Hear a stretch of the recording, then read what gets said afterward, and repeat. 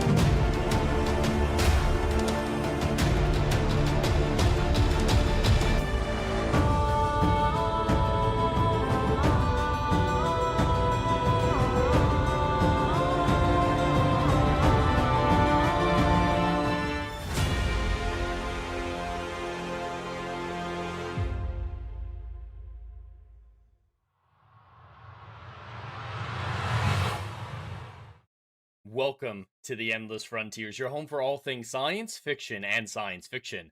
I'm your host, Jed Morgan, and thank you for joining me for episode 7 of the Write or Flight podcast. We've been having a good time every Monday at 2 p.m. Eastern with these streams. I hope you've all been enjoying them as much as I do, especially the Chat Choose Your Own Adventure segment. I'm glad I implemented that partway through. And I know we don't go to StoryForge that often, but just the Chat Choose Your Own Adventure part is a lot of fun and is very interactive. I love seeing the creativity from the chat as much as, exercising my own creativity. So I'm excited to get to that segment. When it comes to the news today, it's going to be a little bit lax. Not a whole lot happened in either pop culture or science over the last week. So it'll be a lot more laid back, a lot more interactive with you guys. And I hope you all have a great time with that as well. But first, hail and howdy to everyone in the chats, whether or not you're watching on the YouTube side or the Kick side. It's great to have you here. Hail to the lurkers, anyone who's not chatting. I appreciate you all for being here. And of course, hail and howdy to Legatus Legionist, the mod supreme, doing the Lord's work on both YouTube and Kick. I see you over there already on both sides, but you might need to leave before the end. So if you disappear suddenly, that's why. Okay, I appreciate whatever work you can volunteer in the time that you have. I appreciate it. So yeah, we're about halfway through January. It's been about a month and a half now since the channel rebrand. How do you guys feel like it's going? Are you guys glad that I made the change, or just more glad that I'm making content again? Because for the last, I'd say 2 years, while the channel was Hollywood Scholar, I didn't make a whole lot of content. I did The Witcher whenever it came up, a new season of Netflix's Witcher show or their animated Sirens of the Deep, but that was it. Besides, of course, Saturday Night Drive, and I still did consistently. And maybe that's all it was. Maybe just making content. And again, you guys are happy about that. But I hope you guys are enjoying the channel change because I'm enjoying it so much. I love talking about the scientific, the astronomy aspects that I do nowadays. And I never had an outlet for that before. I've have very few people in my personal life who even understand some of the, the deeper physics stuff I talk about, let alone can want to have conversations with me about it. So I enjoy melding those words because I do believe science and science fiction have a symbiotic relationship where one inspires the other. You don't need to look any farther than Interstellar. There is a lot of feeding off of each other in science and pop culture in that film, and I think it's absolutely extraordinary, and that's what I endeavor to achieve with my book series. So talking about both just feels natural, it's edifying, and I hope you all enjoy it. This isn't meant to be educational necessarily, but it is meant to spark curiosity. That's all I'm trying to do. I'm not trying to lecture. I'm not trying to teach. I'm not trying to tell you how things are in science. I'm just telling you what I understand of a situation. And hopefully that sparks curiosity. And, we can have interesting discussions about it. That's all I'd like to do.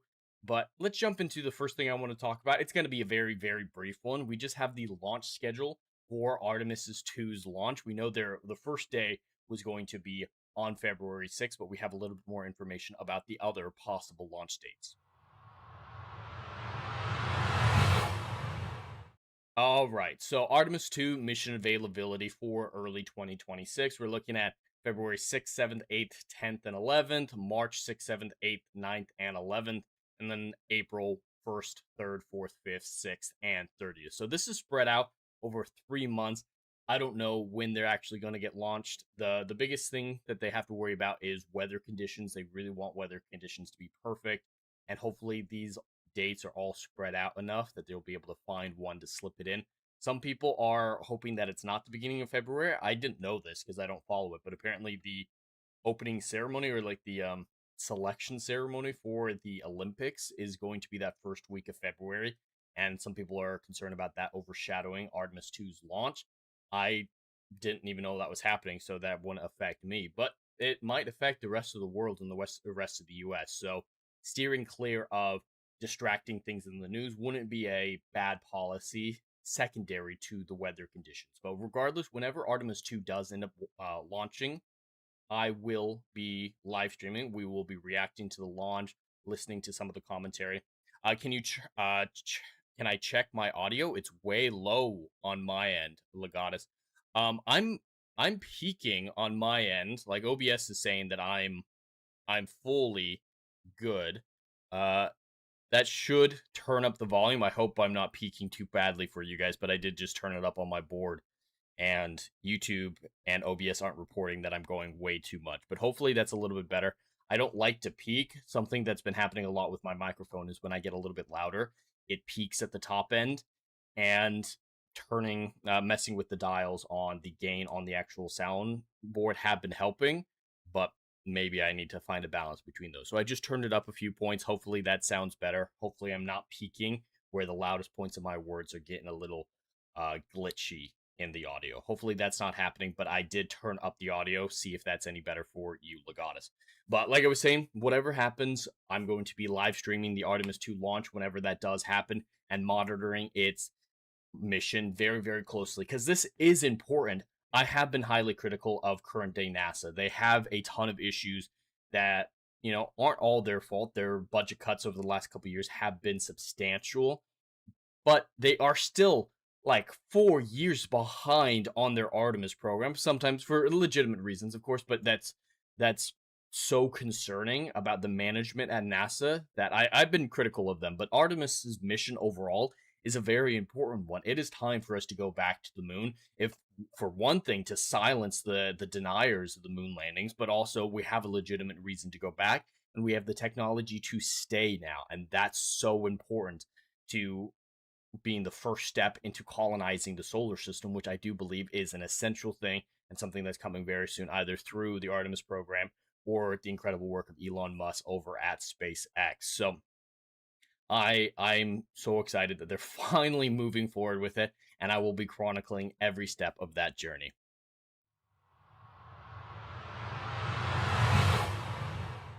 So yeah, Legatus, hopefully that's a little bit better. I don't love that it looks like my voice is peaking a little bit and might be getting cut off a little bit, but hopefully you're at least able to hear me a little bit better.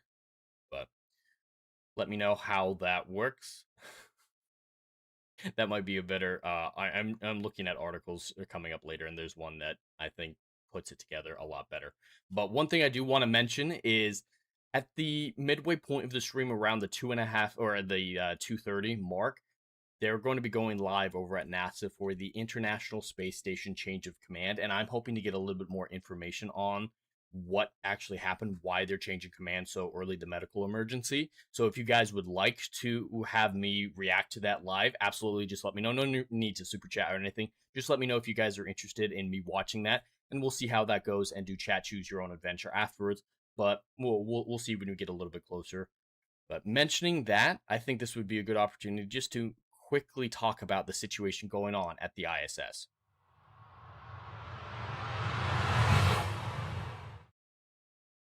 All right, so a few people may have heard this, some haven't. When I was talking to Adam, the Renaissance nerd, on Roundtable yesterday, he had no idea the situation was going on. So, for the people who don't know the situation, there was a medical emergency of some undisclosed nature on the ISS, and they're evacuating the ISS crew for the first time. This is the first time in its 25-year history where a crew is actively being evacuated. Now, they're being very clear that this is a non-emergency emergency evacuation where the whoever it is, they haven't disclosed even who has the medical issue or what medical issue it is, but whoever is medically affected is stable. There's no danger. They're just trying to get whoever this is home in a timely manner. So that changeover ceremony is happening today, the change of command, but the crew is coming back in 2 days. So that should be on Wednesday, I believe, when the actual crew of the ISS, the US crew that's there, will be coming back to Earthside.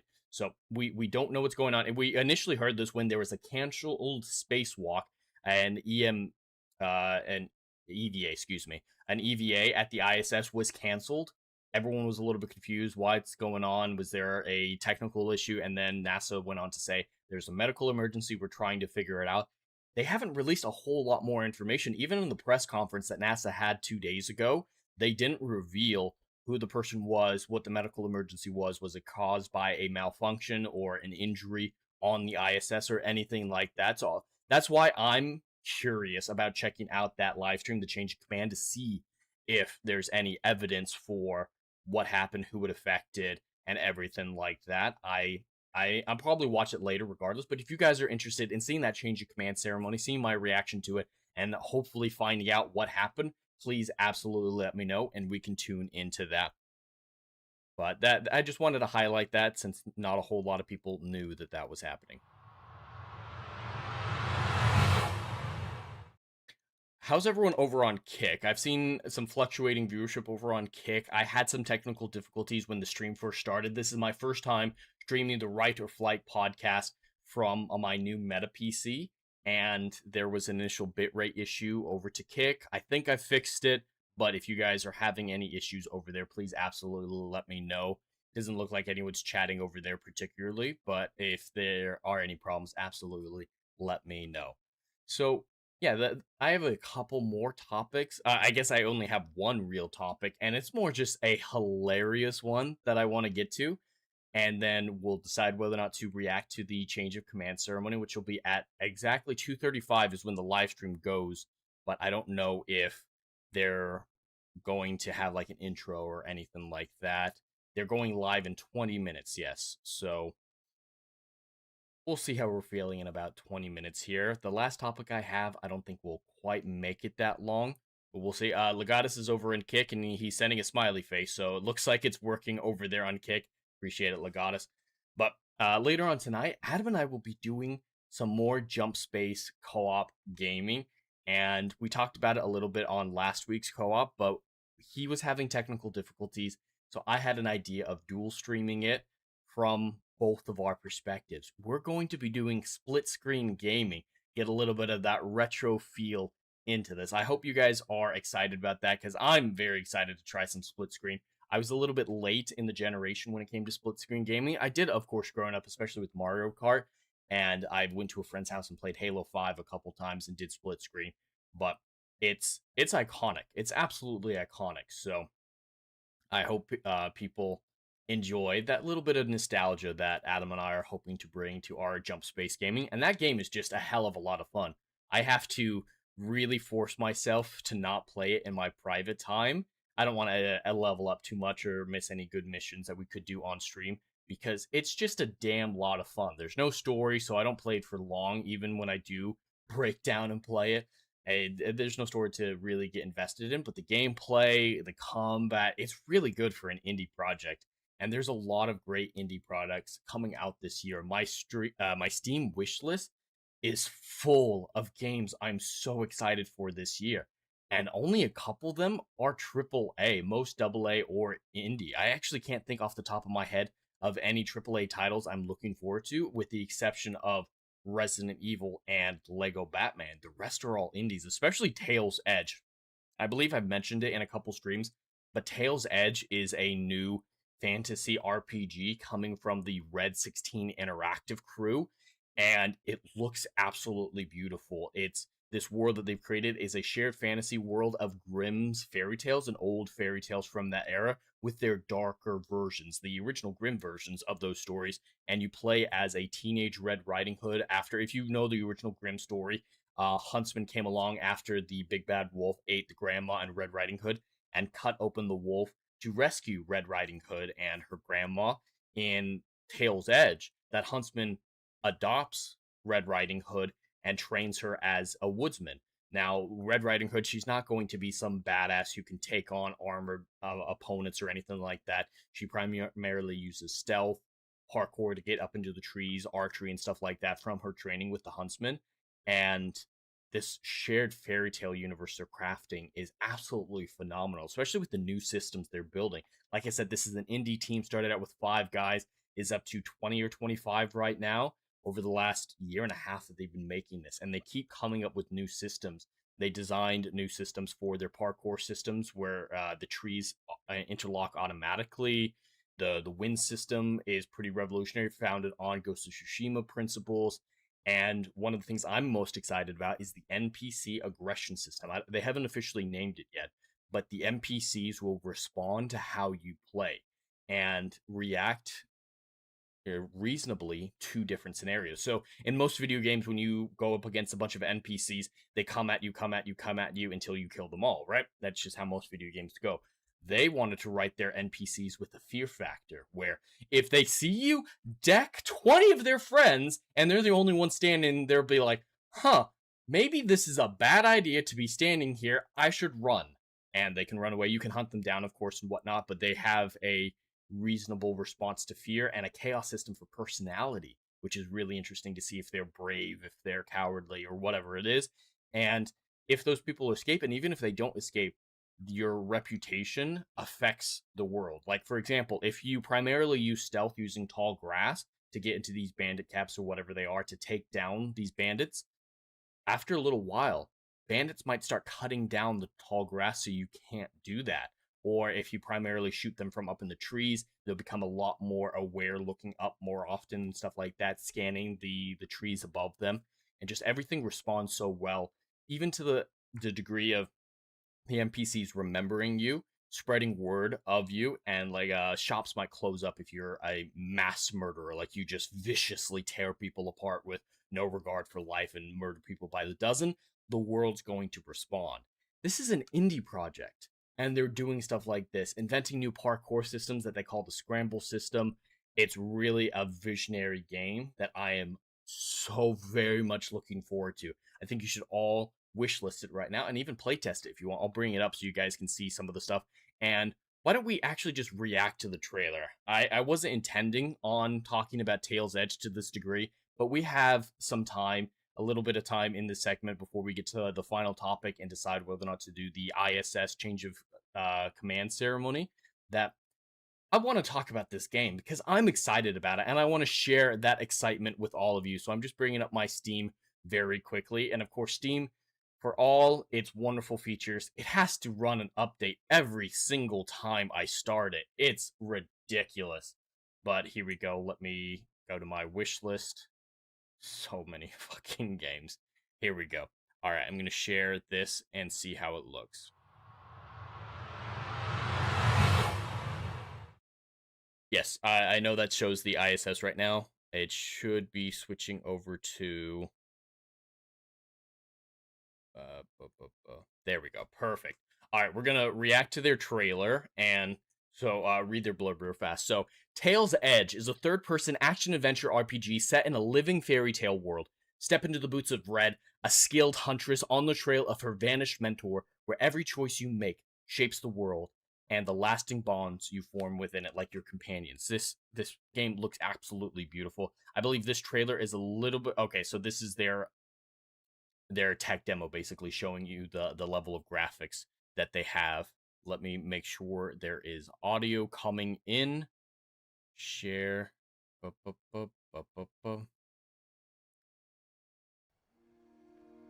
right, you guys should be hearing that by default. This is pre-alpha footage. This is in-game. I've seen the behind-the-scenes of this trailer where they actually show you. This is in-game. This isn't just recorded cinematic or something like this. This is the level of quality that they're actually bringing.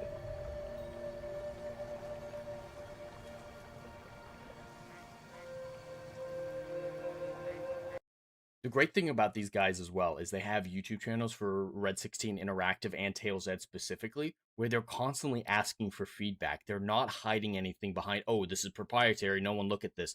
They're involving gamers in every step of their process, saying, hey, we're considering adding this mechanic. We're considering going this way with the artwork. Do you guys like it this way? Do you like it that way? They're making sure gamers have a say in every step.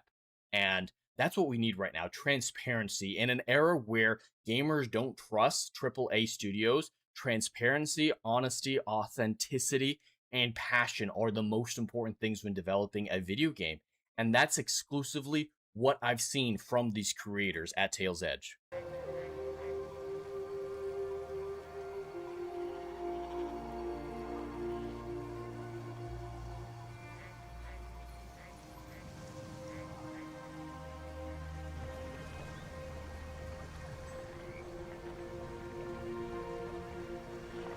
Even the music fits very well. I don't know anything about their composer or anything like that.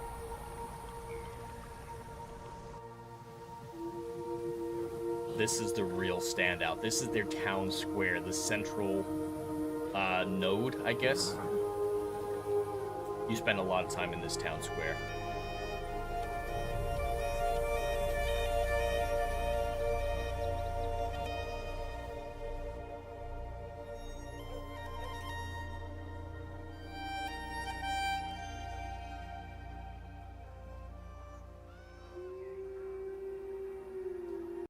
I want to play the shit out of this game. Let's see if they have. So it's more just different shots around the village, but I want to look at their story trailer real quick. Legata says, does the game support the modding community? As I heard, some games have huge life with mods and expansions. I'm sure it will. It's not out yet, so they don't even have a release date, but it is made with Unreal Engine 5, which is a very easy engine to make mods for. So I imagine in the end it will be very easy to mod, and with how pro gamer they are, how pro we want you to have the best experience possible, I'm sure they'll be very pro mods and encourage people to shape the game in ways that they want. But let's watch this short actual teaser trailer, knowing this is from about a year ago, and their model for Red looks 10 times better than this now. And they have talked about expansions. If the game does well enough, of course, they'll try to do expansions, packs, DLCs, whatever people want. And that's the big thing, is they want to give gamers what they want. When I found you, cut from the belly of the wolf, a lost child, now hardened by the forest.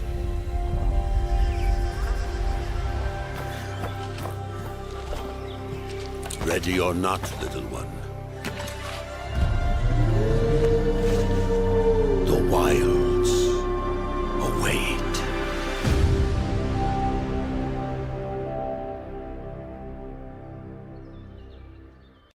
So yeah, hopefully we'll be able to get a fuller trailer soon. They had a tentative release date for 2026 that they mentioned in a video that I saw from a little over a year ago. I don't know if they'll be able to make it, so most likely 2027, unfortunately. But if you're interested, go wishlist it on Steam, join the playtest group like I have, and you can build test out early builds of the game. And yeah, I want to highlight independent studios, because independent studios are the future right now. Like I mentioned, no one has trust in AAA titles. AAA titles are so janky, their stories are so shallow, and they're just boring to play the majority of the time. And when you just don't feel the passion for those worlds that you do from a project like this, from a small team of incredibly passionate people who want to give gamers what they want. And this isn't first-time developers either. the CEO of the company, the founder, the game director. This is his first game developing. He put up a lot of the upfront money and just really wanted to do this, but he connected with real industry professionals. He's got developers who worked on Cyberpunk 2077, on Shadow of the Tomb Raider, some real AAA titles where those developers, for whatever reason, either they're sick of what the AAA spheres looks like, or they were drawn to this project specifically. They've joined the team and they're making something truly extraordinary. I'd like to do this every so often, highlight indie games coming up, just watch a trailer, just talk about it, and there's so many that I'm excited for, and I can't wait to see what the years have and hold, because this last year, 2025, was the year of the indie gamer. Claire Obscure Expedition 33 dominated nearly every awards show that it was a part of, and it is one of the most beloved games. Other games were indie as well that dominated. Hades 2, Silk Song. Some people debate whether or not Kingdom Come counts as a AA or an indie studio. Regardless, AA and indie are where it's at. And it's only going to get more so like that because the tools are in the hand of the individual. Unreal Engine 5 is free. People can just dive in and learn the gaming industry, hang out with their friends, develop these skills together, and start making things incredible. So there's such a low barrier for entry. Now, you do have to worry about sales and marketing and everything like that, but the barrier to make something extraordinary is so low. The barrier now is only getting people to see it. And that's a whole different bunch of challenges, but we're really going to see more projects like this, and I can't be more excited to see what the future of gaming holds. Dr. Rachel says, game trailer, nice. Yes, that is a very nice game trailer. They've updated everything a lot since then. I don't know if I can find a picture of what Red looks like now. She looks a lot better than she did in that teaser. Legata said, AAA games are now corporate productions. The excitement for making quality playable games are now in the hands of the independents. Absolutely, 100%. That's how I feel about it. And that's the way I like it. As I want talented and passionate people to make games. And corporations, they're not creative centers. Anyone who's worked in a corporate environment knows how stuffy, how soul-crushing those environments are. So great storytelling is not going to come out of places like that. And that's something these AAA studios can't understand. They're businessmen. They're not creatives. And yes, they're managing creatives, but they're crushing the souls of those creatives and eroding everything that could make their products great. And they fundamentally can't understand that. And more AAA studios will fail. More AAA companies will have to lay off people by the dozen. More projects will fail. And indies will continue to shine, dominating over the AAA titles. And I think that's just going to happen more and more as the years progress. This game, Tail's Edge, I think could legitimately be similar to an Expedition 33 story if enough people see it. I love the way that they're talking about every single aspect of their game. And it's probably going to be my game of the year when it eventually does come out. But its success will be directly tied to people willing to give it a chance. That's starting to happen. There, in the past, though, gamers just hear the word indie from like 5 years or more ago, and they're like, yeah, it's an indie game. It's probably crap, and they never even give it the chance. Well, 2025 proved that people are finally starting to give indie games a chance. And the more that happens, the more games like Tail's Edge can dominate. So I encourage everyone to give indie games a try. There are going to be terrible ones, there are going to be extraordinary ones, and there are going to be mediocre ones. But if you're unwilling to give it a try just because you have brand loyalty or whatever, you're like, oh, it can only be good from AAA, that is a flawed perspective that will rob you of some of the greatest gaming experiences you could otherwise have. Legatus, today's independent game creators are like the Lucases and Spielbergs of the 70s and 80s. Yes, absolutely. Those both started out as incredible independent creators. That's where the true talent lies. And outside of the good old boys clubs of Hollywood or the AAA sphere, I want more Spielberg and George Lucas stories. I want more people coming from the independent sphere and dominating. And that seems to be happening. So I really like the shift that the gaming industry is going through currently. Let's see. We have about 3 minutes before the live stream for the International Space Station change of command ceremony goes through. So let's talk about my mini topic that I wanted to address. This thing is absolutely hilarious. So we're just going to be laughing at this more than anything else. I can't preface it. I want to just get people's raw reactions to what I'm about to show you.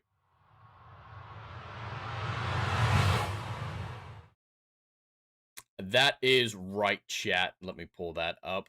Moving over. There we go. That is right, chat. Mattel has released their first artistic Barbie doll that features a fidget spinner, a tablet of communication, noise-canceling headphones, bendable elbows, and wrists for stimming. I don't know what that means, that last bit there. But do you guys remember the American Girl doll, I believe is what they're called? I don't know, I didn't play with dolls. From a couple years ago where they're like, oh, we've released our first deaf American Girl doll. And everyone's like, the others could hear? Like, it's just retarded virtue signaling. Because any of the Barbies previously could have been autistic. It's not like Down syndrome where there's a visual representation of a disorder. Yet,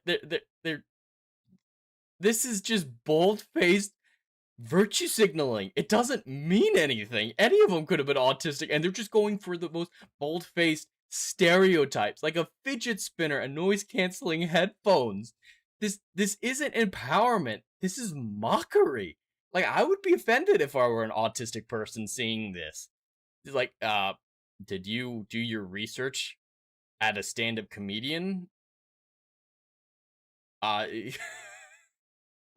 As soon as I saw this, I died laughing. Who else out there is going to buy the autistic Barbie doll? Because I might, just to laugh at it. I'll put it up in the background, and I'll turn and ask it questions. I want to know the Barbie perspective, the autistic Barbie perspective, because that is a perspective that we all need.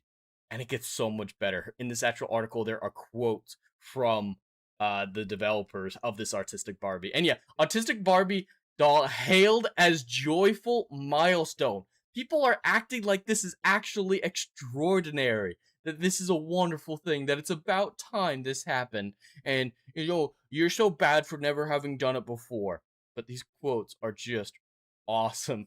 These designs include loose clothing to ensure less fabric to skin contact. I didn't know that was a thing for autistic people. Do they not like being touched? Is that a big problem?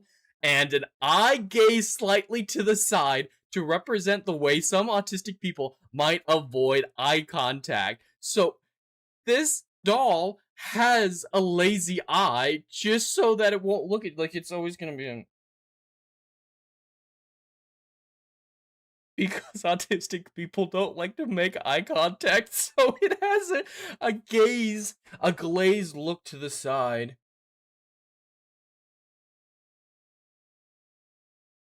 I don't know why this is so funny to me. Legatus, first, I want to know why Jed is interested in Barbie dolls. Second, this is neither science fiction or sci-fi. Third, did Rachel have something to do with this topic coming up? Rachel did not have anything to do with this. I just saw this on Twitter this morning and died laughing. And it is a little science fiction. It's a little bit there. I think it qualifies as that because this is a dystopian thing. This is a sign of the end times that we're making autistic Barbies. So I think it qualifies a little bit the sci-fi, the science fiction come real, crashing down upon us. And I'm not interested in Barbies. I just saw it on my feed and thought that was fucking hilarious. 'Tis more fantasy. It's true. Yeah, this isn't a segment that I'm going to clip out or anything like that. This is just a laugh I had to share with you guys. And apparently she has arm joints that most Barbies don't have because autistic people like to bend their arms. Like, these stereotypes that they're using to develop this doll is bizarre. Each doll also comes with a pink fidget spinner to reduce stress and improve focus, and noise-canceling headphones to block out background sounds and therefore limit sensory overload. I do need to ask Dr. Rachel's opinion on this. She is a psychologist. Maybe she could correct me and say this is very important for autistic people to see themselves in the dolls that they play with. They exclusively want dolls that can't make eye contact with them. But that's all. I just wanted to highlight this, and hopefully you guys got as good of a laugh out of it as I did. Because that's the world we live in. We're making autistic Barbie dolls. Jesus.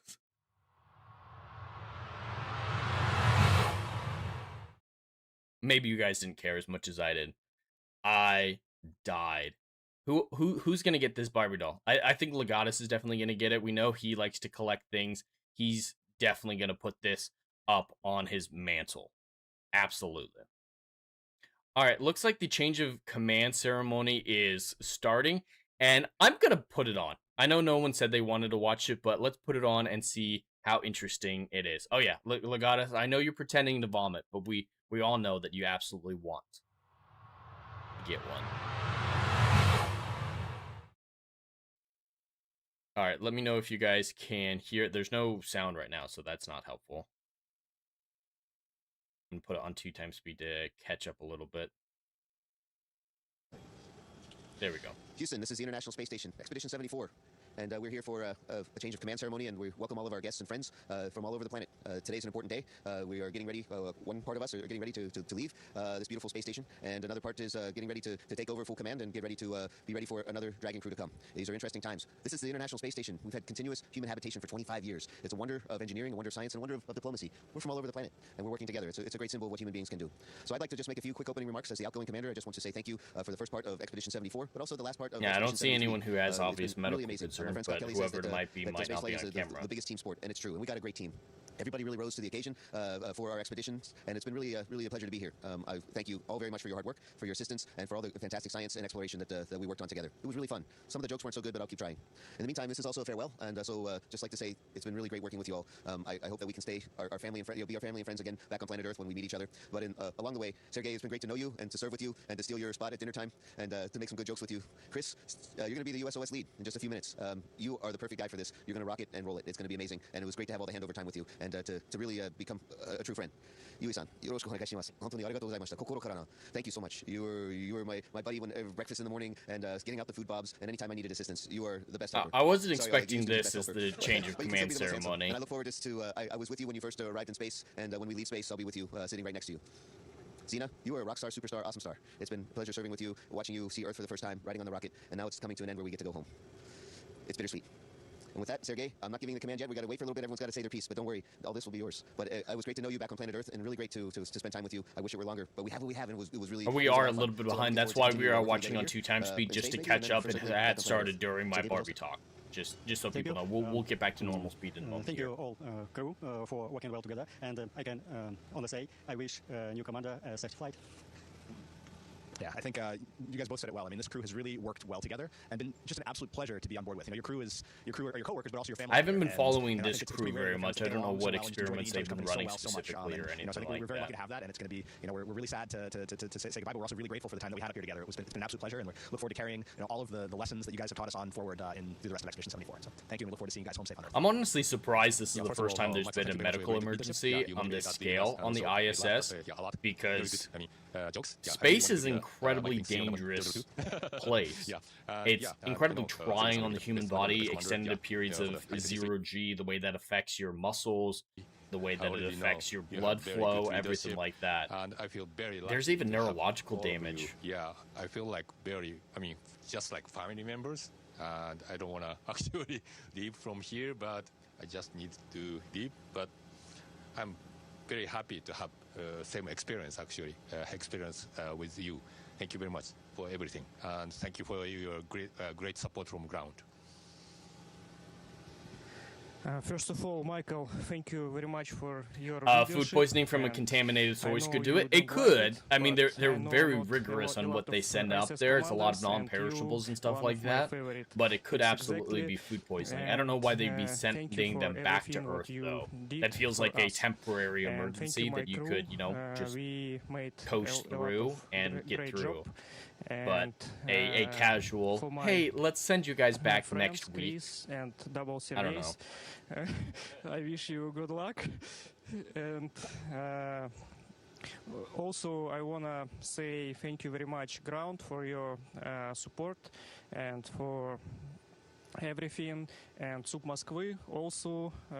Okay, they're getting a few people watching. NASA has a lot of subs, but no one ever watches their stuff. Спасибо, мы улетаем домой, но спасибо за вашу помощь, и мои коллеги останутся и будут I'm not an expert on всю flags of оставшуюся the world, работу, but I и за believe меня this тоже. is... Спасибо вам большое. It's not the Russian flag. Is that the Polish flag? This has been There's such an 3 of them. incredible experience. This is a place that I longed to see for Probably myself. not Poland. That's pretty random. I It could might be never have Russia. dreamed up a better crew to share this experience with. Michael, thank you so much for being a wonderful Okay, that is the commander Russian and flag. building So this yeah, there's culture that we 3 have. Russians, Our 3 Americans, timing and 1 of this Japanese. departure is unexpected, but what was not surprising to me was how well this crew came together as a family to help each other and just take care of each other. And this includes very much our teams on the ground. You have been incredible support through this whole expedition, this whole journey. I'm so proud to have taken part in this. Human spaceflight is complex, but it's not something that anyone can do alone as an individual, and it just has been the honor of a lifetime to share this with you. Thank you so much. Any guesses, chat, on who might be having the medical emergency? Not for gossip reasons. I'm just curious. It's really hard to add something, but it's been a pleasure to work with you all, and it's been a pleasure to work with you, Mike, as a commander. Not only because of your professionalism, but also because of your ability to I'm build a just team gonna turn off spirit. subtitles since you guys can't see them anyway. The crew became the real family here, and it was a big pleasure not only work with you, but spend weekends and time after working hours, chatting, communicating, sharing stories. It's really important in space when we are concealed in this inside the space station. So thank you, Mike. Kimi, thank you so much for your experience in video, photo, and of course. Yeah, I think this thank you guy's for taking over as the sharing, new commander, is what he mentioned. Wonderful Japanese kitchen. Desserts are, impossibly good. Yes, Zina, thank you so much. It's really a pleasure to work with you, and I saw a lot of professionalism in your work. You always were open and share your experience, and thank you for this thank you for this the feeling of beauty among these tough guys. Yes, it's really important. Oleg, you are a great team member, and I'm really proud to work with you. For those and, curious why that guy in the back is bouncing so much, it's hard to see, but there's a foot wire right here that he has his foot in. You can see the wire. You guys can't see it. But there's a wire he's got his foot hooked in, and so as he goes taut, he's bouncing not on the second, maybe third with the wire. Like his foot's under the wire. Wire pulls him down, pushes up, pulls down. Yeah, we have time. We have at least in 1 month ahead, working all 3 on board the space station, and I see we are build a bond team, and I have no doubts. I'm going to shrink it down a little bit just to show you guys. That looks like a boot, as a family, as a like team. an ankle brace. So that's it. And an ankle like a joint injury that would actually make a whole lot of sense. He's stable, he's got a boot on, he's fine, but he can't fulfill his job, and he probably needs gravity to heal properly. Your family, if it's a sprain or a break. We'll so on Earth, and I'm thinking it might be him. We will looking forward to your return until the very splashdown. Thank you so much.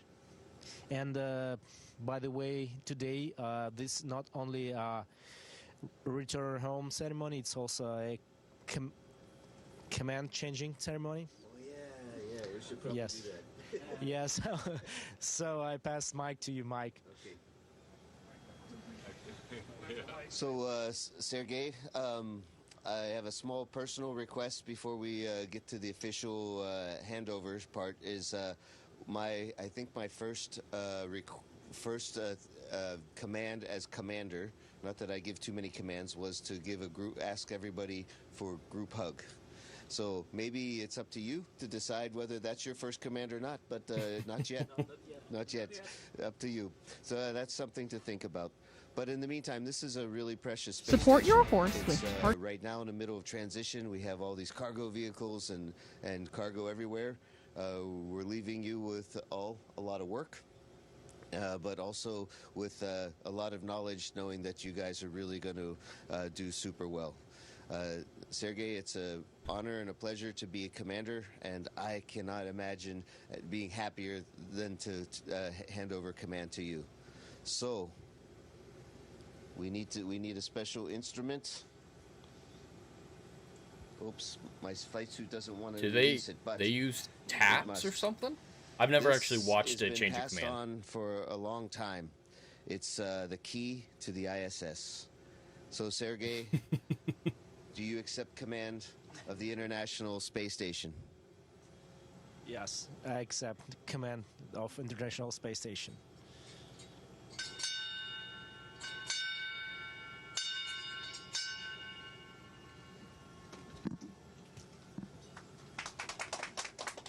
I love that traditions like this have stayed Thank you so alive. Like much. they made their own traditions with Thank the you so key, much. but they're using the Despite little all naval the bell. changes and all the difficulties, remembering where they came from.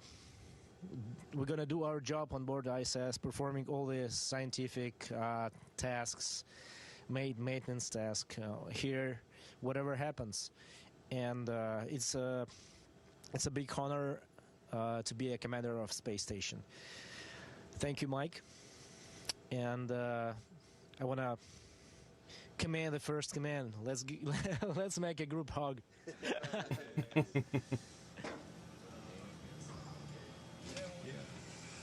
Yeah, the ISS is a beacon of cooperation across nations. And you can see that with these people.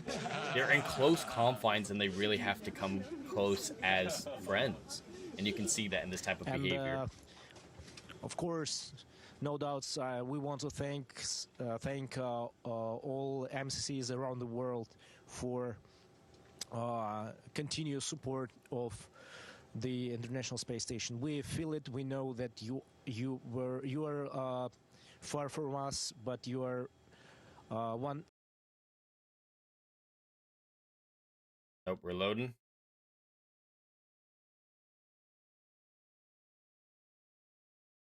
You know, there we go. One hand club us. Thank you so much. Let's continue working together. It's a very laid-back ceremony. To all of you up there from all of us down here. Station, we are now resuming operational audio communications.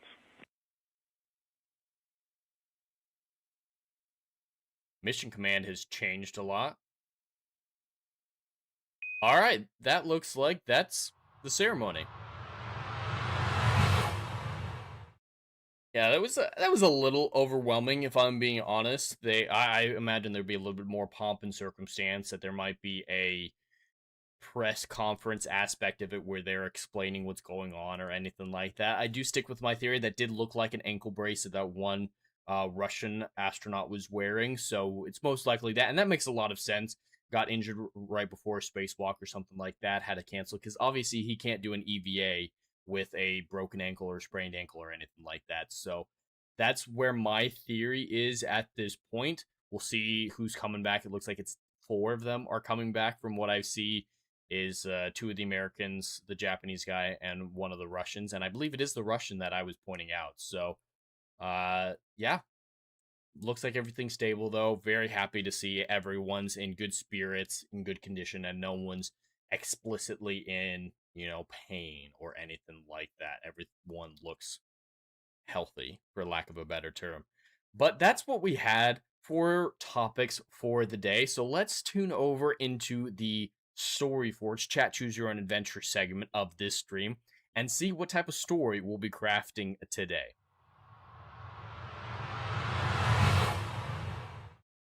All right, so we have it all here with plotter and a dice roll system.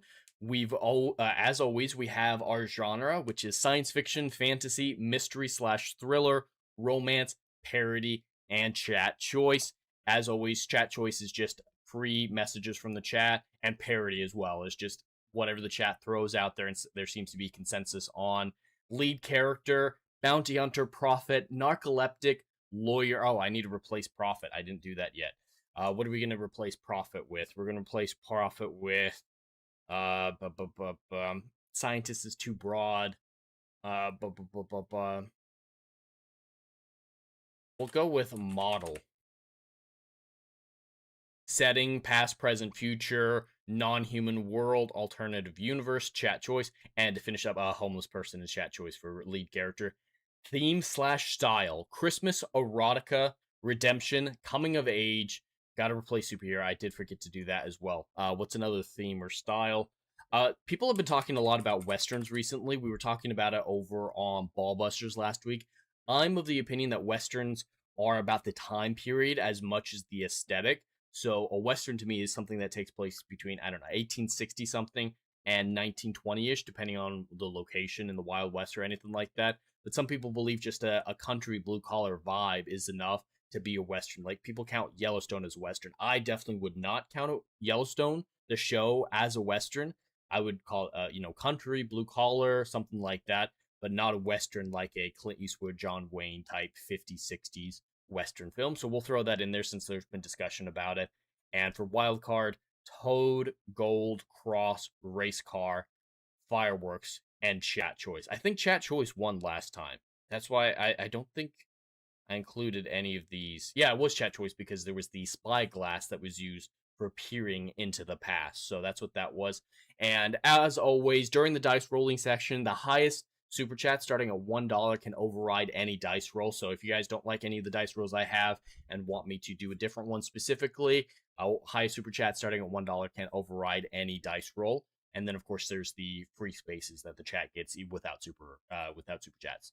Legata says Western, aka cowboys and Indians or cowboys and Mexicans, those spaghetti westerns. Yes, that's exactly what I imagine westerns are. After cowboys, after Wild West, you can do Indians or Mexicans or whatever it is, the conflict, cowboys versus cowboys, shootout at high noon stuff. But I would not count Yellowstone or Landman or any of those Taylor Sheridan shows, with the exception, of course, of the Tim McGraw one, which is in 1880. That one's pure Western. And even the Harrison Ford one he did, that was in 1912, I think, was still on the frontier and stuff like that. So I'd still tentatively count that one. I'd need to see it to be sure. But yeah, Westerns, I think you have to be, gunslinging time. 1800, Red Dead Redemption 2, phenomenal Western. That's the death of the Western era story where they're talking about the times moving on from them, the world's advancing, and they're being left behind. Zorro or the Lone Ranger, if you get a superhero Western, yes, absolutely. And it can be in conjunction with other genres, like you mentioned there, with superheroes and Westerns Legatus. But yeah, that's just the way I feel about it. I didn't know there was this much contention. I just always assumed it was this way. But Ballbusters, there was a legitimate discussion about it, about what these different genres actually meant. But let's get into the dice rolling segment. So once again, high super chat starting at $1 can override any of these dice rolls. We're going to start with genre. Our options are science fiction, fantasy, mystery, thriller, romance, parody, and chat choice. We're going to give this dice a roll. And let me make sure that, yeah, it actually did. Perfect. You guys should hear that. We've got a 2, which is a fantasy. Perfect. All right. It is a fantasy story that we're going to be making. Dr. Rachel says, those Italian gangster cowboys of the spaghetti westerns are my ancestors. Yeah, and spaghetti westerns absolutely count. I'm not a big fan of the spaghetti westerns that I've seen, but they're your ancestors. I should be worried. All right, so we're sticking with fantasy for right now.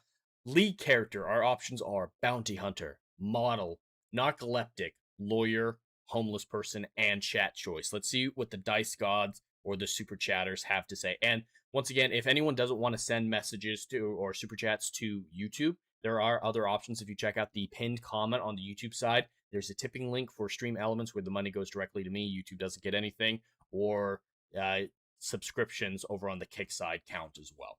But let's roll this dice. We've got a 4 for the lead character, which is a lawyer. All right, it wants us to pick lawyer. Last week or the week before, it rolled a lawyer, but we had someone override it. So we'll see if a lawyer is allowed to go through again this time. For setting, we have present day, past, future, non-human world, alternate history, and chat choice. Let's see what we have on our hands. We have a 3, which is future. Future, it lands on future every time. It feels like it really does land on future every single time. Rachel says, I treat spaghetti westerns as Western parody, which makes it much better. That is an excellent way to look at it. I need to watch more. I haven't seen any of the greats in the spaghetti western genre. That's a lot of Clint Eastwood, right? I prefer John Wayne when it comes to classic westerns, and Louis L'Amour books when it comes to western novels. I love Louis L'Amour. You guys can't see it, but I have whole shelves of Louis L'Amour books behind me, and there's so many great ones, like the Sackett books, Chick Beaudry short stories.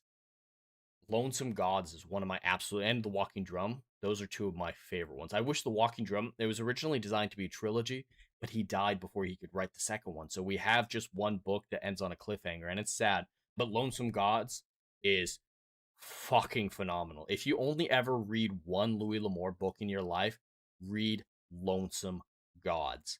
It's a story of this young boy. His mother's died years ago, and his dad's dying. I think it might be tuberculosis, but I don't remember specifically off my head. Regardless, he's going to die, so the dad is taking him from his son from Santa Fe to California, what was LA in the 1870s or whatever it is, and trying to convince the boy's grandfather, the dying man's father-in-law, to adopt the child when the father dies. Unfortunately, things happen, and the kid is left alone in the desert. There's an Indian attack, most people died and everything like that, and he has to learn how to survive in the Mojave Desert. He grows up, becomes a ranch hand and everything like that, and it turns out his grandfather, the one that he was being taken to, is a Spanish Don who drove his daughter out of California when she wanted to marry a white cattle hand, which is the father from the beginning. And so the story's about, this now young man trying to find love with this shadow of the Dawn coming after him, because the Dawn sees Johannes, the main character, as shame, walking shame for his daughter's shortcomings, his daughter's failings, and it's just a great romance story in there. There's great action in there. There's great survival in there with the Mojave Desert stuff.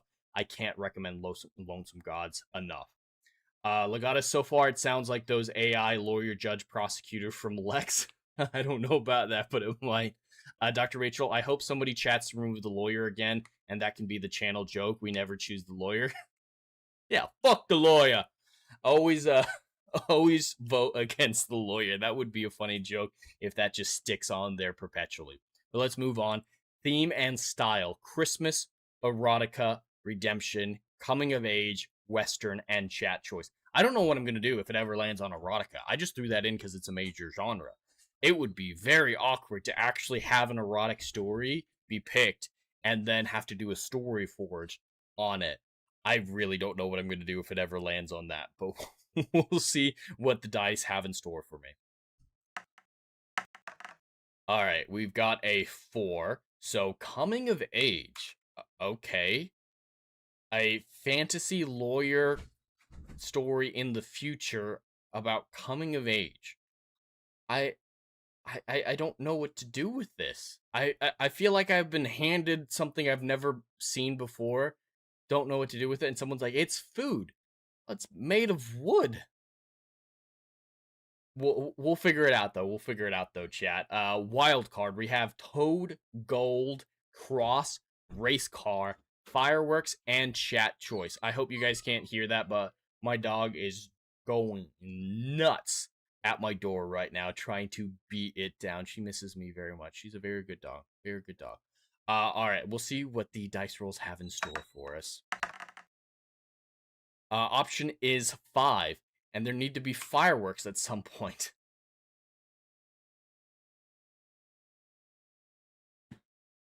What are we doing? What are these dice rolls? I don't know. Okay. Okay, we can make this work. We can make this work. Oh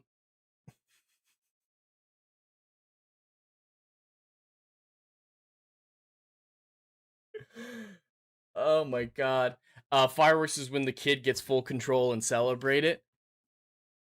Yeah, that's a good outline of a story, Legatus, with the coming into age lawyer fireworks part. Just got to figure out the future aspect of it. What can the future aspect of it be? Let's get all these moved over into the story objectives portion and pin it. All right, it's a fantasy lawyer. Yeah, it's the fantasy future aspect of it that I'm curious about how we're going to pull that off. And fireworks. Perfect. And is it still pinned? It is still pinned. Perfect. All right, we'll move over to the timeline portion. And I think we had a really good setup last time where we had 3 bullet points for 3 chapters, maybe 4 if we need it. And I think that's a fair amount to work with. So, and once again, in this portion, the highest super chat starting at $5 can introduce a twist at any point. So if you want to do something nuts, like have Daisy Ridley as a tentacle monster show up and start fucking shit up, we'll work with it. We'll work with it. The twist can be whatever you guys want, and I've just got to deal with it. I just have to fucking deal with it. Let's get rid of the dice now that we're all set up here. Okay, so pull that up so we can see it. Got fantasy lawyer in the future, coming of age fireworks. I really like what you have there, Legatus. It's a classic story, you know, coming of age inheritance as a at a law firm or something like that, and then fireworks when you celebrate him taking over. We just got to work on the future fantasy portion of it. I don't know if anyone's ever seen Bright, but it's a Netflix movie with Will Smith. I don't think it's that good, but it's where fantasy creatures existed in the world since antiquity, but science and society evolved in a very similar way to it did for us in the real world. So there are like orc cops, and orcs are metaphors for black people in that movie. It's ridiculous, but there are centaurs around, there are pixies around, but it's basically the real world where humanity evolved with those magical creatures, and they're all integrated together. So I'm thinking something like that, where it's the future of a fantasy world, and I'm going to go a little bit farther into the future. Let's say it's the year 3000. Fantasy creatures have evolved side by side with humanity this whole point, and we get all of that in there. Let's have the main character not be human to really drive home the fantasy element. What's a good fantasy creature that we could have him be? Satyr, centaur, those are good ones. The son of a dryad, that might be really interesting. Or we could have it be a woman, obviously, but I'm thinking of a young man.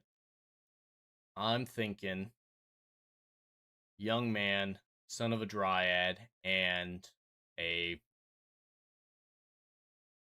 don't want to go too crazy, so satyr might be a good option, or faun, depending on which mythology you're looking at. So we'll have a young satyr lawyer trying to come of age and live up to his father.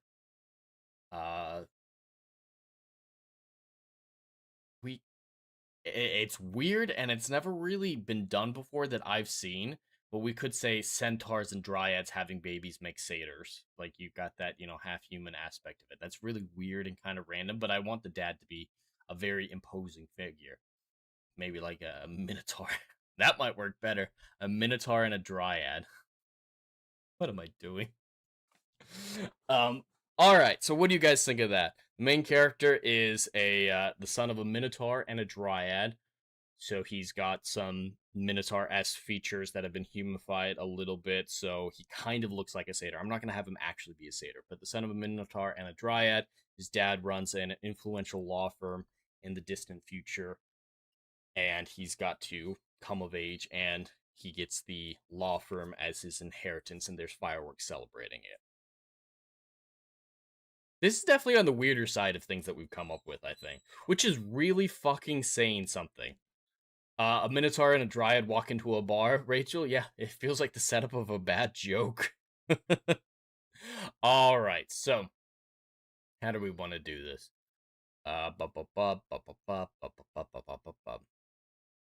We'll do graduation ceremony.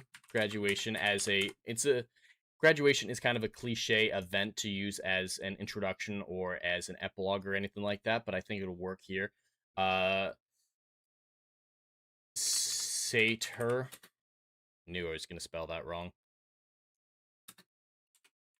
Like character is graduating from law school. We can do it on the moon. Specifically for neutrality. Not just because, ooh, it's sci-fi on the moon. The law schools are off-planet and run by independent agencies or something like that, where they're truly neutral in all things. They're not... I mean, yes, they become experts on individual countries' laws, but they want these people to be neutral. They want lawyers to be trained without international biases or something like that. So that's why it's on the moon. On the moon site of law school for complete neutrality from Earth. I'll do nations.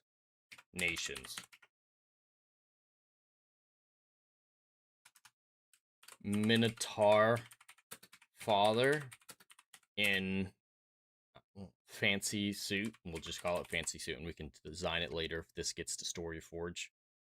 Minotaur father in fancy suit. Disappointed. Satyr isn't valedictorian. I swear, I can spell sometimes. I'm not going to be able to spell valedictorian. Did I spell it right? Fuck, I might have spelled it right. Happy Dryad mom. Ceremony goes through. Talks to parents. Dad not sure he can. I spelled valedictorian right, but I misspelled ceremony. Jesus. Not sure he can trust his son with a law firm someday if he isn't the best lawyer. Alright, we went for the graduation. We set up the setting a little bit, world building. Lots of humans and magical creatures.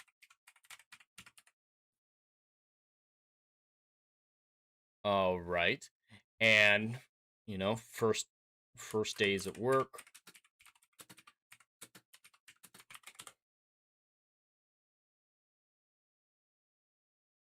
Satyr at law firm. Out of his depth. Lots of pressure. Tries to think out of the box and go his own way, but I don't want him to be instantly good at everything, so he's gonna fail hard.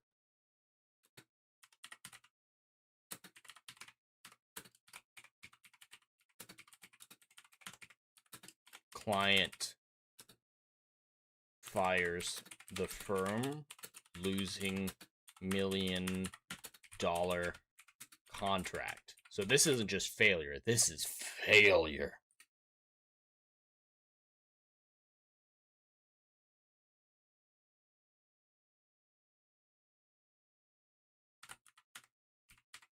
Consequences. Minotaur yells at Sun, reduces him to coffee/paper boy.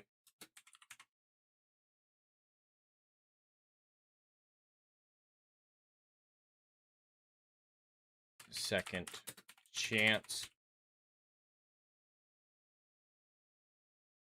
Sator's a lot more cautious these days. Is more cautious. Years later, hears about a potential client. Well, just to spice it up with a little bit of intrigue or drama, we'll have it be a innocent man accused of a crime or something like that. Weasel says maybe he'll need to seek advice from the dad's competitor, a defense attorney that does business out of a luxury carriage that goes by the moniker the Lycan Lawyer.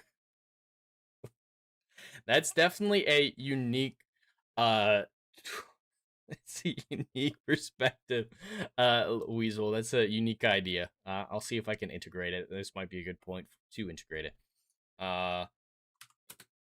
Man accused of trying to commit a hate crime against fairies, because why not?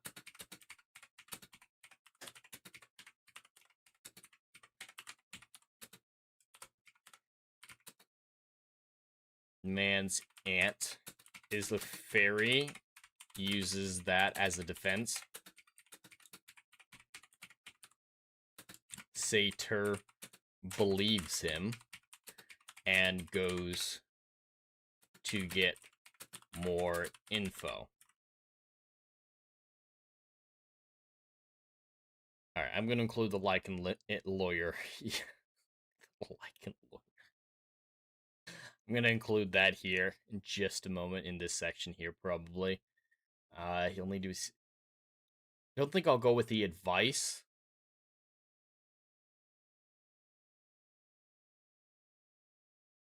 But I'm going to include the Lycan Lawyer here. What are we going to call this? Conflict. We'll just go with conflict. Sator goes to courthouse. No one wants to represent this man, believes he's guilty. Only other lawyer there arrived in a luxury carriage.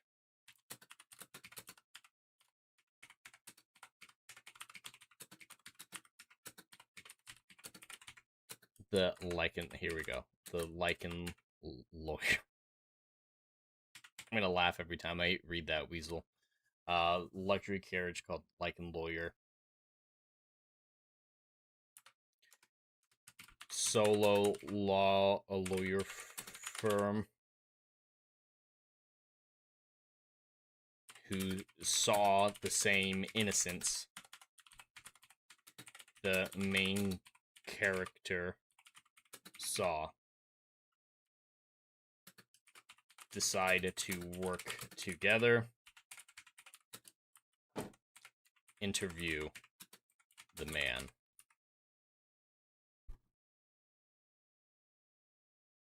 Alright, we gotta have the kid actually do something very intelligent here to stand out. What can he do to stand out here?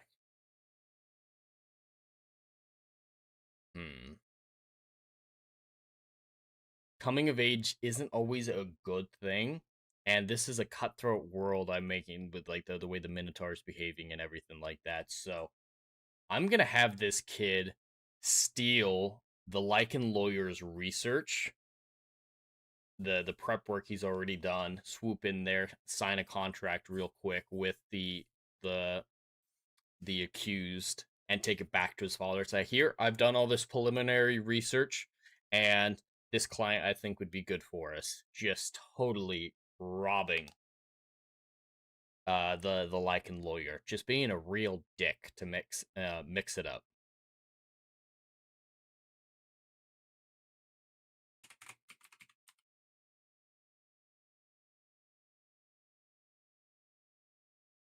Man is innocent. I definitely spelled that correctly. You guys didn't see anything. Man is innocent. Getting framed by the mole people. This is so dumb. For failing to pay back a loan. This is so bad. This is so bad what I'm doing. A loan shark. Has no money. How is he going to pay the Lincoln lawyer, the Lycan lawyer? How's he gonna pay the Lycan lawyer?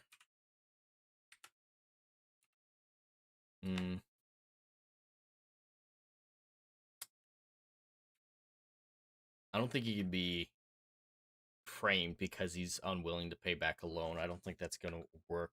Getting framed for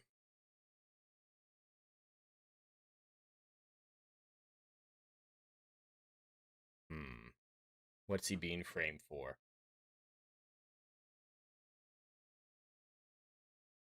For refusing to go into business, refusing to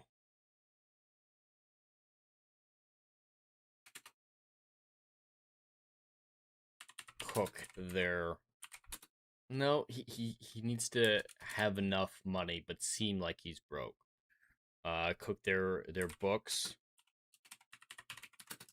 Mole people think they stole all his money, but he has stock.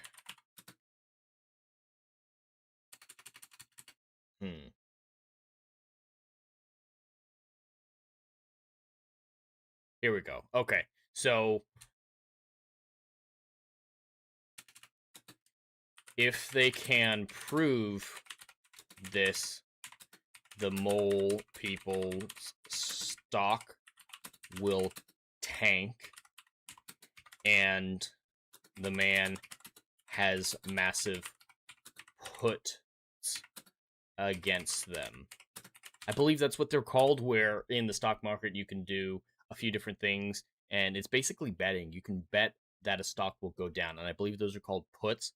So he'd become uber rich, and he will have him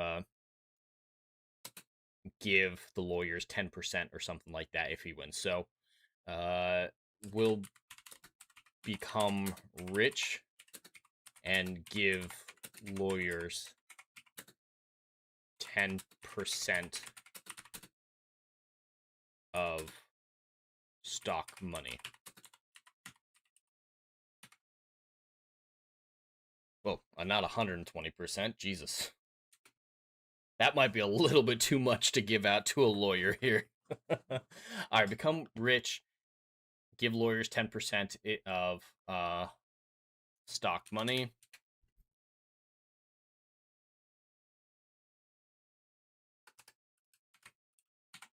Gives them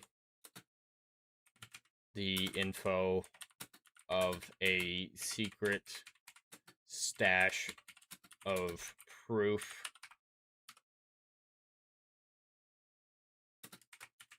The Lycan lawyer goes to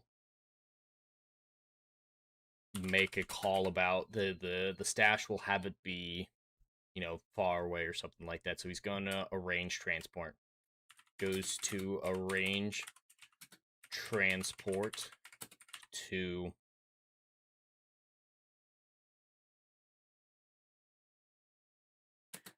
Fairy Kingdom, where the stash is. I don't know where the story is going.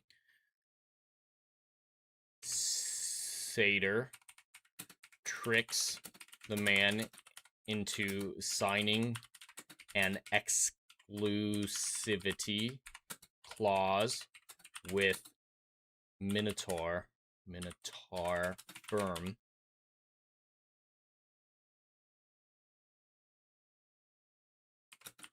including the 10% agreement.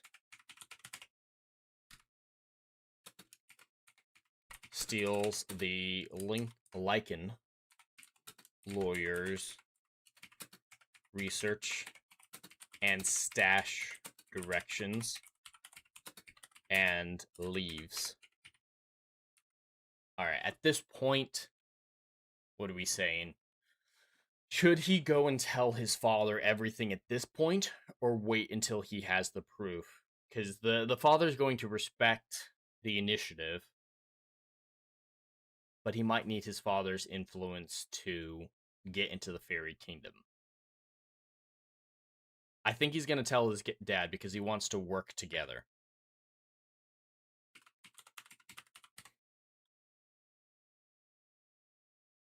Tells his dad everything.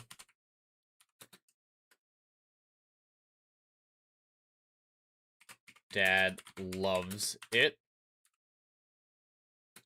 Verifies, put bets against the mole people. Arranges transport to the Fairy Kingdom.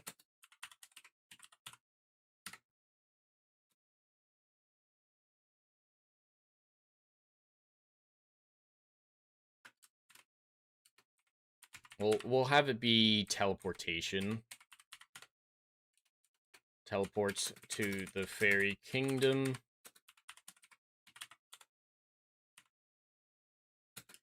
They're on a hate campaign. Teleport.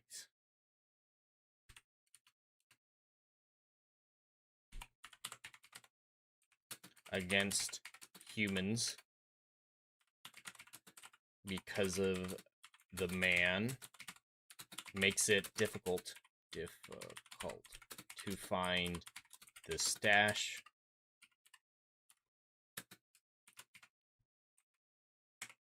Satyr has to keep his hairy legs visible to prevent being mugged.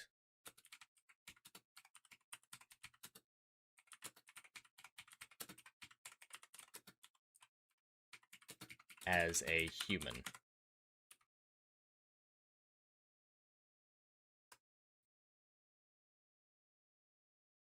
Finds the stash. Damning.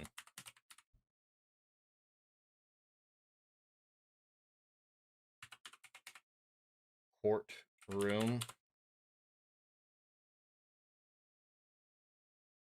Minotaur arranges for the trial to be broadcast.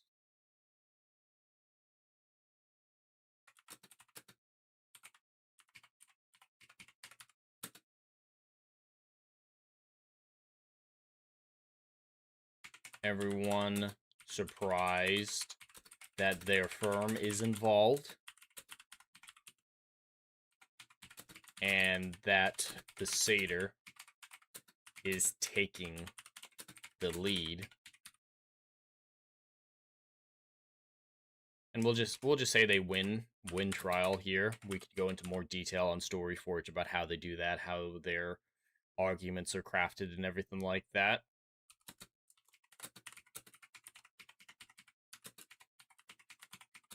Against the mole people.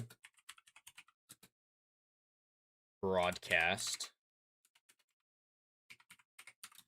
the world sells their shares, mole people, stock, tanks, they're ruined.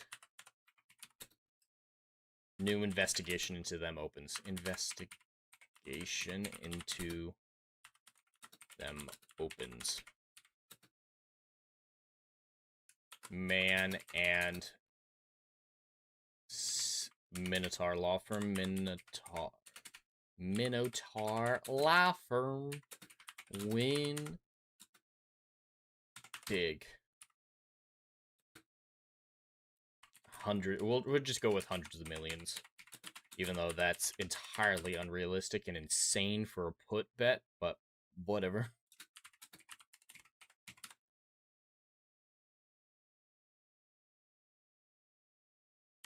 Celebration.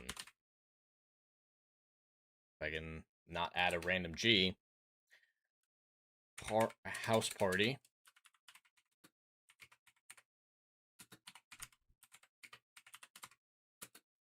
Celebrating the win. Fireworks going off. Minotaur offers his son a junior partnership.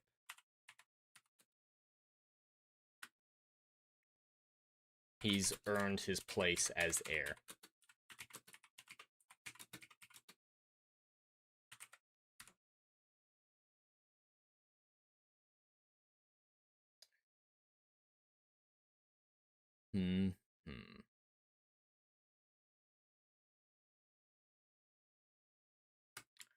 Final conflict with the Lichen lawyer.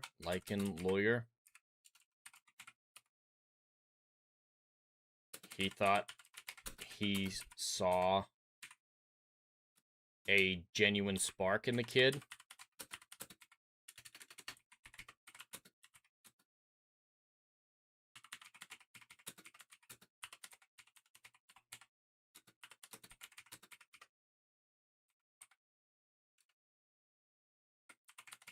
Turns out he will be the same monster his father is. Satyr conflicted. Joy turns sour in his mouth. So yes, he's come of age, but he is becoming his father, someone that he's hated most of his life, and he hates to see that he's becoming exactly the same type of man as his father. Kind of a sad ending, and will he continue down this path to be the same cutthroat lawyer that his dad wants him to be, or will he try to go in a better path like the Lichen lawyer, where he's actually trying to help? Who knows? But yeah, I think that sets it out pretty neatly in a short story, crafting an interesting world with this blend of science fiction and fantasy. The fairy kingdom. I could go into a lot more detail on Storyforge, but I'm fairly happy with what we crafted today. There's a theme, there's plot, there's character arcs, there are character conflicts. This would still be very, very short, so I'm happy with this. Are you guys happy with this, chat? Let me know if you guys like how this turned out, and we'll see how it plays out. Again, super chats, if we, for whatever insane reason, if someone fell in love with it, $100 super chat would create the Storyforge stream later on this week where we'd actually write it out. Otherwise, we'll be back here next week to do another chat choose your own adventure. I hope you all enjoyed that as much as I do. It's just a fun writing experiment for me, a little exercise to keep my skills sharp.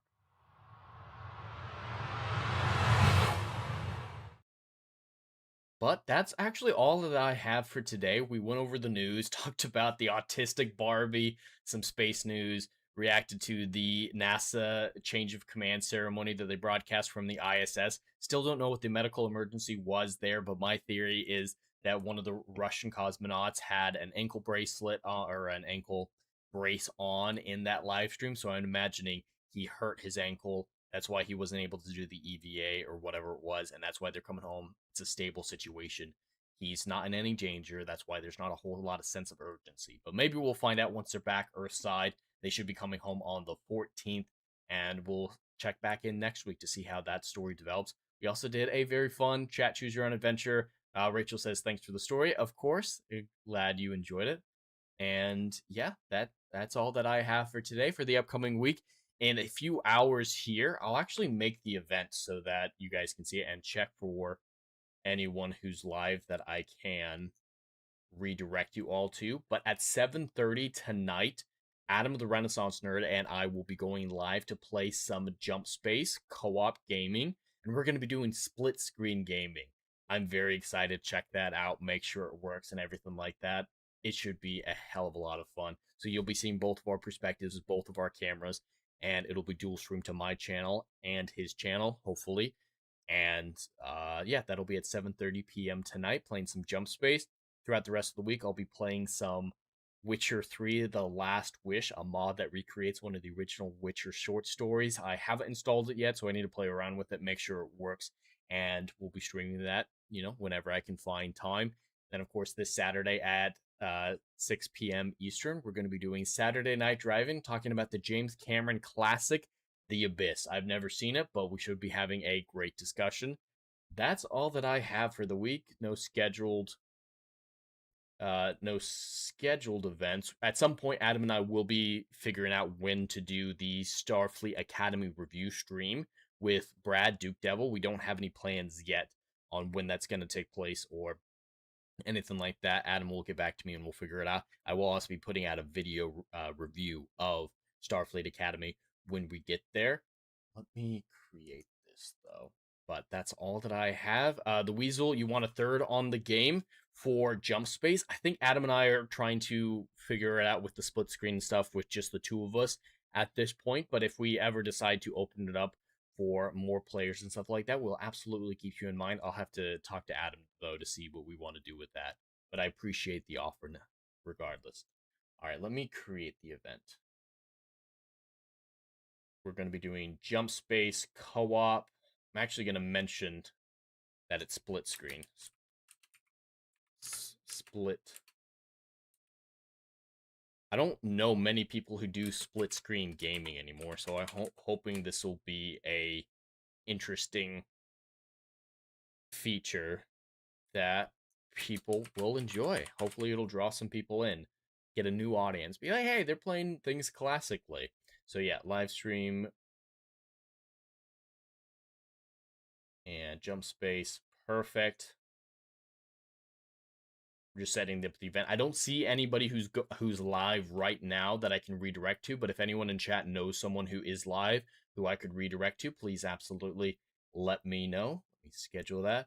All right, the event is live for Jump Space tonight at 7:30 p.m. Eastern, where Adam the Renaissance Nerd and I will be playing some Jump Space split screen style. We're going to have a lot of fun. We had a lot of fun last week when we played it for the first time. I played around with the game a few times before that, but Adam touched it, an hour before we went live, so he was really learning the ropes. We figured it out. Our communication's getting better. I've never really co-opted game stream or just gamed in general, so it is a new muscle for me. So he's the expert on the co-op aspect. I know a little bit more about what I'm doing with the Jump Space specific aspect, and we're developing those skills together, and I think it'll be a great stream once we figure out what we're doing, and this one should be a very good example of that, where we figure out what we're doing. And let me see. I don't see any suggestions for redirects. Let me just double check one more time on my YouTube end. Could redirect you to a NASA launch. SpaceX is going to be launching 2 moon landing missions, I guess. But yeah, I don't see anybody else who's live. So we'll call it there, everyone. Thank you all for watching, whether or not you watched on the YouTube side or the Kick side. I appreciate you. I appreciate all you lurkers in the background. I'm a lurker myself, and I appreciate all you watching. Hail and howdy to Rachel, Weasel, and of course the Mod Supreme, Legatus, for chatting so much on the YouTube side. I really do appreciate your interaction, and I hope you guys enjoyed the stream. That's all I have for today. If you enjoyed the stream, please consider liking, sharing, and subscribing. The more support this channel gets, the closer we are to publishing the Endless Frontier novels. Until then, have a stellar day and stay curious. This video is sponsored by Plotter. Every writer knows the drill. Staring at a blank page, characters ghosting you mid-plot, timelines unraveling like a bad sweater. That endless loop of what happens next, sucking the joy out of your story. I lived it. Outlines and chaos, competing storylines driving me mad. For the longest time, my notes were thick, blocked-out paragraphs, and my outlines were never-ending bullet points that stretched for more pages than my first drafts. Then I found Plotter, my plotting lifeline. Visual timelines that snap into place, drag-and-drop scenes to tame the wildest arcs, character sheets that keep everyone on track. It turned my latest novel, a 200,000-word juggernaut with multiple character perspectives and solar systems worth of lore, into an easy-to-understand, trackable project, complete with the series Bible, multi-track storylines, and lore documents that make world-building a breeze. And check out their latest feature, a seamless note-taking system for all those story and character ideas that don't have a home yet. Available for free to all users of the Plotter app. For pro users, your notes and files will automatically sync across devices with cloud storage. If you're tired of the plot purgatory, use my link or scan the QR code to get Plotter for life with a single payment of $150. Your epic won't write itself, but with Plotter it'll flow like never before. Link in the description. Let Plotter help you conquer your stories.